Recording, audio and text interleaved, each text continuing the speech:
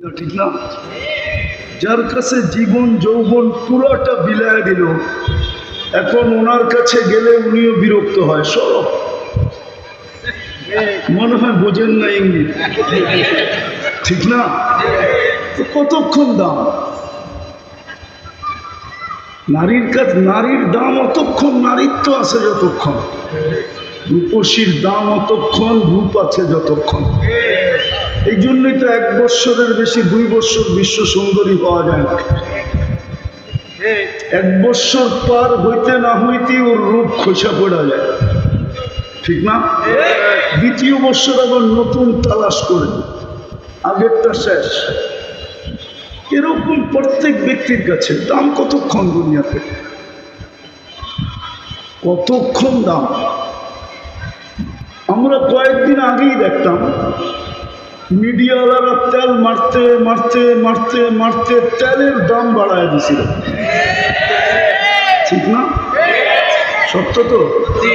আবার মিডিয়া দেখতে শুরু করছে তেল ছাড়া কিভাবে পাকানো যায়।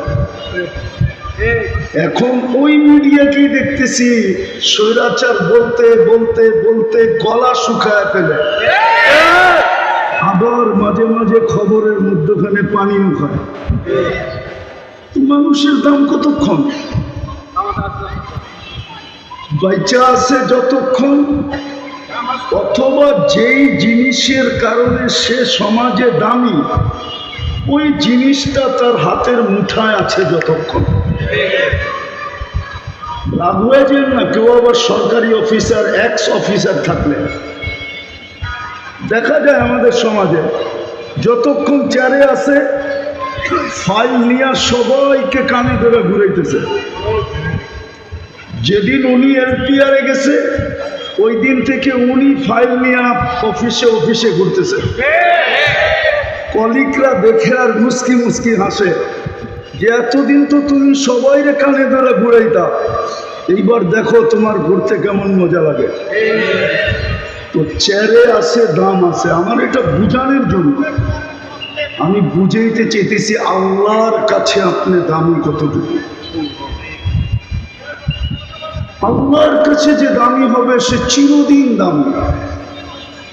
আমি বেলাল রাদিয়াল্লাহু তাআলা আনহুর বাড়ি 6 বার দেখছি, 6 বারই আমার চোখে পানি আসছে।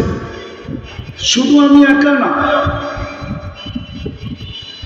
যত দর্শক ছিল সবার চোখেই পানি। আমি জিজ্ঞেস করছি কাঁদো কেন? বলছে কেন কাঁদি এটাও বলতে পারি না।